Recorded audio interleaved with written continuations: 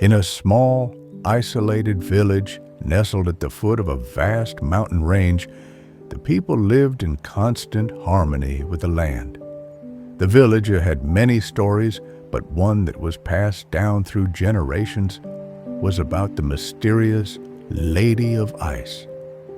It was said that she was a spirit of winter, a powerful and graceful figure who could bring both destruction and calm.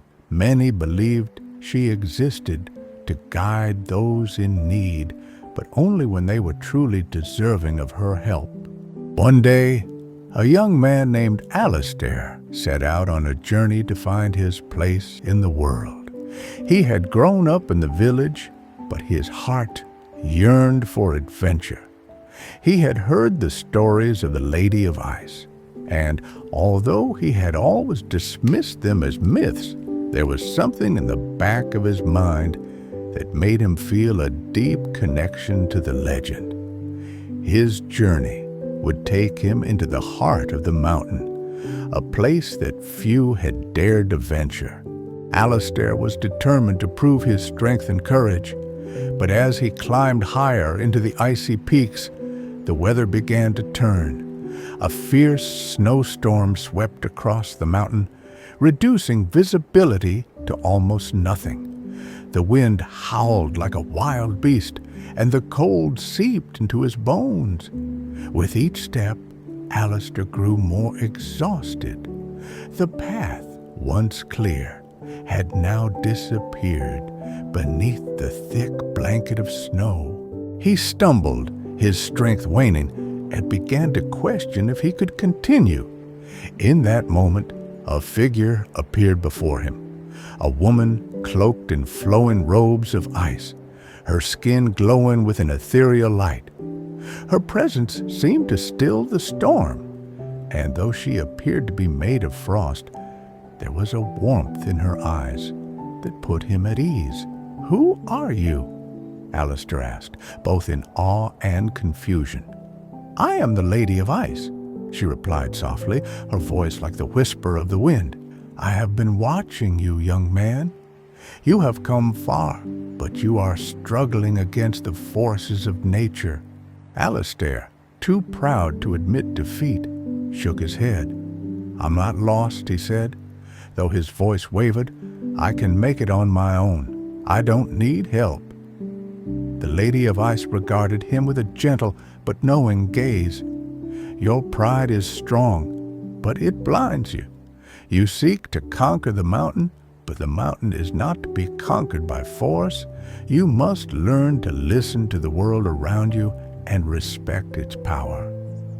Alistair, frustrated, replied, "I've come this far. I can't turn back now." The Lady of Ice raised her hand, and in an instant, the storm began to quiet. The snow stopped falling, and the winds hushed to a gentle breeze.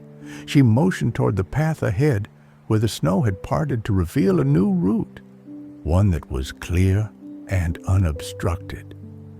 "Sometimes the way forward is not the one you expect," she said. "You cannot force nature to bend to your will. You must learn to flow with it, not against it." Alistair, now humbled, looked down the path she had shown him. It was smoother and less treacherous, but he had been so focused on fighting through the storm that he had missed it. He had been stubborn, believing that his strength alone would carry him through, but the Lady of Ice had shown him a better way, one that required patience, humility, and an understanding of the world around him. "Thank you," he said quietly, his pride softened. "I understand now. I've been too focused on my own strength. I will listen to the mountain."